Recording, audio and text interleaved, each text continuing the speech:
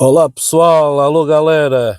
O que me trouxe hoje aqui foi uma recordação sobre uma situação que aconteceu no tempo do Hitler, do nazismo na Alemanha, e, e, ah, e aquilo que eu não, pelo ano em que eu nasci, 1974, eu não sabia bem o que é que tinha acontecido e fui descobrindo ao longo dos anos.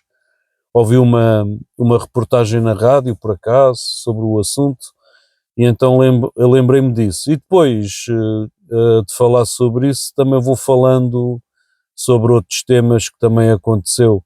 A geração, eh, a minha geração, e agora as mais recentes também outras coisas. Cada geração tem a sua, e que tem a ver com o ano em que a pessoa nasceu. Acontece diversas situações muitos anos antes, e às vezes até basta ser 5 anos antes, nós não sabemos o que é que aconteceu ou não temos o contexto, e depois vamos aprendendo. E pronto, em relação ao tempo que eu falei, eh, do Apocalipse, do nazismo do Terceiro Reich e do Hitler, aquilo terminou lá para 45. O meu pai por acaso teve-me a mim bastante, já tinha 30 e tal anos, portanto nasceu em 41, eu nasci em 74, é só fazer as contas, e ele nasceu mesmo nessa época, mesmo no meio. Claro que ele não se lembra também, e eu muito menos. Pronto, e depois existem aquelas situações que aconteceram já no meu período, em que eu não percebia bem também, portanto lembro-me do Muro de Berlim ir abaixo, que tem direto ou indiretamente a ver com isso. Não quer dizer que eu seja especialista do assunto, mas vou ouvindo falar das coisas. Então falo primeiro sobre isso. Pronto, o Muro de Berlim, acho que foi lá para 88, eu nasci em 74, eu tinha 13 anos, ou 14, mas antes disso, eu lembro-me que vi uma série para jovens, daquelas que davam na televisão para jovens, em que era alguém que estava na Alemanha e falavam sobre isso, que havia uma parte da Alemanha que era reprimida e que não podiam fazer certas coisas, etc. E eu achava aquilo estranho. Depois até perguntei à minha mãe e ao meu pai o que é que aconteceu na Alemanha, que eu não estava a perceber bem o que acontecia na série. Depois, mas isso já foi antes. Depois, pouco tempo depois, caiu o muro de Berlim. E eu vi aquelas pessoas a deitar o muro abaixo e a sair da Alemanha Oriental para a Alemanha Ocidental. Já eu teria 13 ou 14 anos. E aquela situação. Depois o engraçado é que toda a gente ia da Oriental para a Ocidental, em Berlim. Porque é que seria, não é? E também de vez em quando havia, mas pouco, tentativas de sair antes do muro de Berlim ir abaixo, tentativas deles fugirem da parte oriental para a parte ocidental, que era, se bem me lembro, a Alemanha Democrática, e é uma coisa assim. Agora esqueci-me dos nomes, mas ouvia-se falar disso. Até havia em 82, eu lembro-me da seleção, havia a República Democrática Alemã e a República Federal Alemã. Participaram as duas na fase final do Mundial de 82, ou pelo menos no Europeu de 84 também participaram, acho que foram as duas. E Portugal na de 84 também participou. E depois houve outra situação que foi, por falar em futebol, Portugal participou no Mundial de 66 e, e eu sempre pensei que aquela altura foi sempre um espetáculo, quem assistiu, naqueles tempos a televisão era a preto e branco, e eu ouvia falar, porque Portugal no futebol só começou a ser bom já a dar 20 e poucos anos para cá, alguns anos antes do Cristiano Ronaldo começar. Houve aquela geração do Luís Figo, que fizeram muita coisa, mas depois veio o Cristiano Ronaldo ainda dentro dessa geração, e foi nessas alturas que começou a ficar bom, mas houve um período de uma grande seca a nível de participações, mas em 66 houve uma participação, e eu como eu nasci em 74, eu lembro-me de Portugal participar no Europeu de 84, e que chegou à meia final, mas tirando isso, depois houve um Mundial de 88, que ainda a aproveitar essa geração, não, México 86, o México 86, e o México 86 foi muito, muito ruim, mau, porque ganhamos um jogo contra a Inglaterra, mas depois perdemos os outros dois e ficamos na primeira fase. E então, e depois existia o jogador, o Eusébio, que eu acho que ele acabou a carreira mais ou menos quando eu nasci, mas nunca o vi jogar, tal como também não vi o Pelé. E nesse Mundial o Eusébio encontrou-se com o Pelé. O Eusébio também era mais novo, o Pelé estava numa lesão, então era normal que o Pelé não estivesse no seu máximo. O Eusébio estava no auge da sua carreira, naqueles anos, que na altura era o melhor jogador português, e, e fiquei com essa imagem da seleção portuguesa de 66, a melhor de sempre, que fez história, e depois perguntava às pessoas mais velhas sobre esse assunto, e eles diziam que não era nada de especial. Esses tempos não foram nada de especiais, mas na minha cabeça eram espetaculares. E depois foi a questão daquela questão que eu falei ao início, em que eu fui ouvindo falar dos judeus que faziam lá umas queimadas tristes e levavam de comboio, e eu fui apercebendo do que aconteceu ao longo dos anos. Eu só passado muitos anos, 74, portanto, quando tinha, portanto, 74, em 84, quando tinha 9, 10 anos, nem sabia o que era isso. Quando tinha, portanto, 94 já tinha 19 ou 20 anos, também não tinha muita noção, mesmo com 19 ou 20 anos, embora eu tivesse ouvido falar do Muro de Berlim, mas não associava bem as coisas.